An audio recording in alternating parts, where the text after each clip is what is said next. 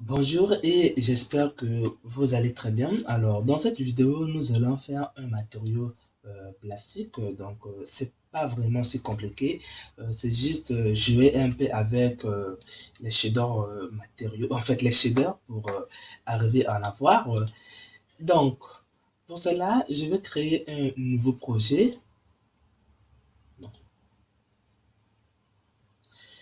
Une fois que nous sommes ici, je vais exclure des faces pour voir un peu comment le matériau s'applique sur des zones qui sont arrondies ou encore, bon, seulement arrondies. Alors, pour cela, nous allons passer en Edit Mode pour exclure les faces. Donc, nous allons cliquer ici et cliquer sur la face. Ensuite, nous allons prendre le Tilt Inset. Donc là, on va... ok. Ensuite, SS pour faire un peu comme ça. Alors, je vais prendre le type d'extrusion et là, je vais étirer un peu. La même chose sur cette face encore. Donc là, je vais prendre la sélection. Je vais faire encore un inset ici. Donc, je pense que c'est mal fait. OK. Alors, je vais prendre le type d'extrusion comme ça. Maintenant, nous allons revenir ici.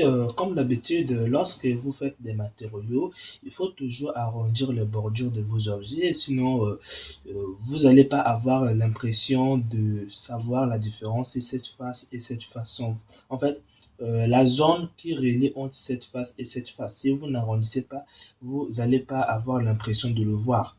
Donc, pour cela, nous allons simplement prendre le type de subdivision. J'ai fait une erreur. On va pas pour arrondir les bordures, on va prendre le style bevel.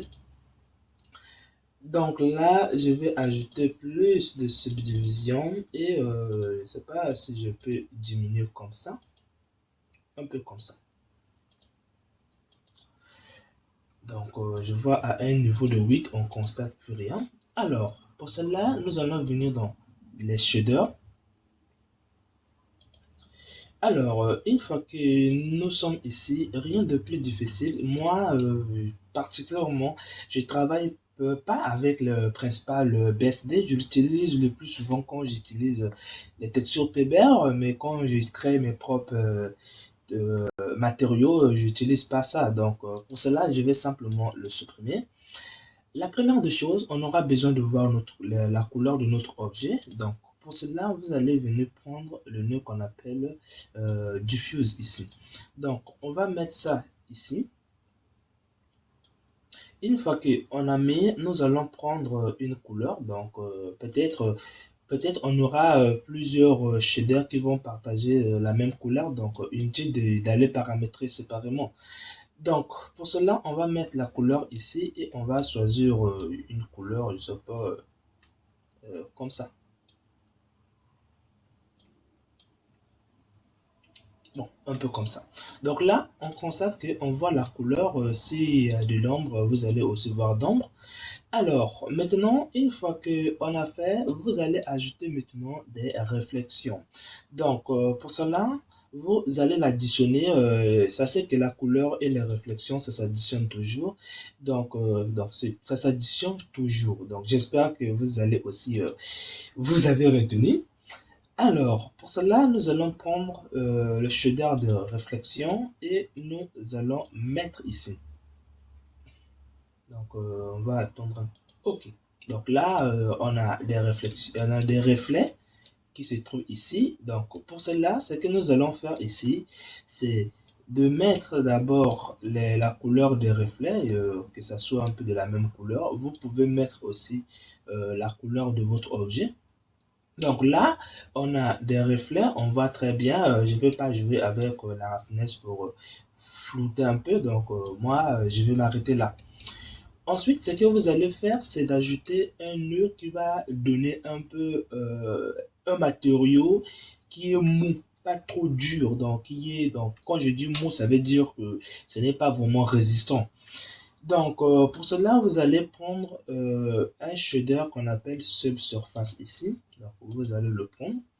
Vous allez prendre une...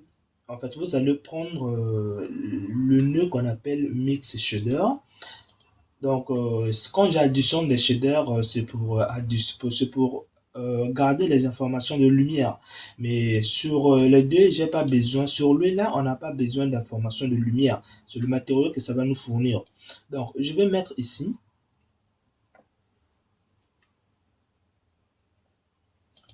Donc là, je viens de le faire. Maintenant, il suffit de donner une couleur ici. Donc, je vais prendre la même couleur. Je donne ici. Et là, on voit bien que ça change un peu si je passe comme ça. Et quand on arrive ici, donc, vous voyez bien, vous sentez bien. Donc, ça va nous permettre de donner un peu de l'épaisseur à la surface. Alors, maintenant, ce que nous allons faire en dernière position, c'est de le rendre transparent afin qu'on puisse voir l'intérieur de notre objet. Donc, pour cela, donc, transparent, enlevez ça en tête, dites-vous simplement que voir l'intérieur de notre objet. Donc, pour cela, vous allez toujours prendre le nœud qu'on appelle Mix Shader ici, toujours. Alors, pour cela, vous allez venir prendre le shader qu'on appelle transparent ici et vous allez le coller sur en fait, cette entrée. Maintenant, une fois qu'on a fait, vous allez constater c'est comme s'il n'y a pas de transparence. Donc, pour cela, vous allez vous allez toucher sur la touche N ici. Vous allez venir dans Options. Et là, vous allez voir ici la transparence. Donc, vous allez activer en mettant Blend.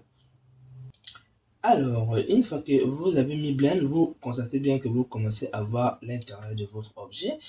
Alors, là où ça sera vraiment très intéressant, c'est de venir simplement sur le mode rendu. Et là, vous allez sentir que les choses vont changer. Donc, ce que nous allons faire, c'est de disperser la lumière de part et d'autre. Donc, je vais essayer de voir un peu ici. Qu'est-ce que je peux régler encore? Non, pas la roughness. Donc, je suis en train de voir un peu.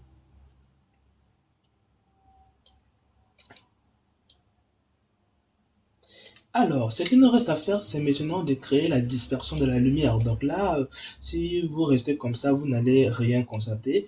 Mais on doit créer la dispersion de la lumière. Donc, la lumière doit se disperser partout. Donc, pour cela, nous allons créer un cube ici. Donc, moi, j'utilise souvent un système de particules pour créer la dispersion de la lumière. Donc, pour cela, vous allez créer un système de particules de type chevet. Donc, simplement les particules qui ne bougent pas.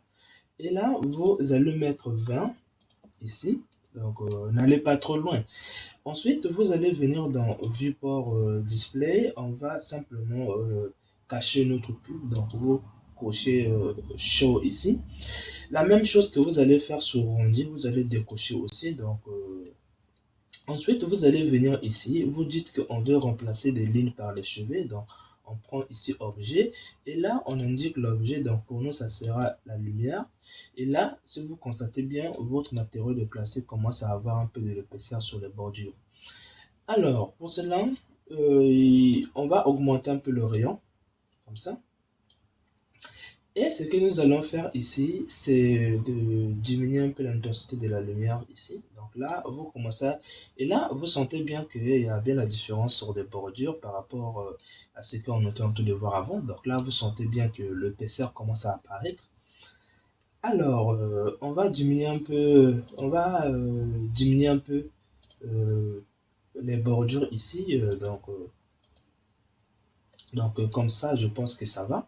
Donc, ce qui sera encore très intéressant, c'est de venir dans Rendu, de descendre et de venir dans Color Management ici. Vous allez changer Filmic, vous allez le mettre en standard et là, vous voyez bien que vous avez votre matériau qui est vraiment mis en évidence par rapport à Filmic. Donc, c'est à vous de voir si vous voulez activer, je ne sais pas, le bloom, l'ambiance occlusion ou les réflexions. Mais j'espère que ça vous a plu. On se retrouve dans les prochaines vidéos.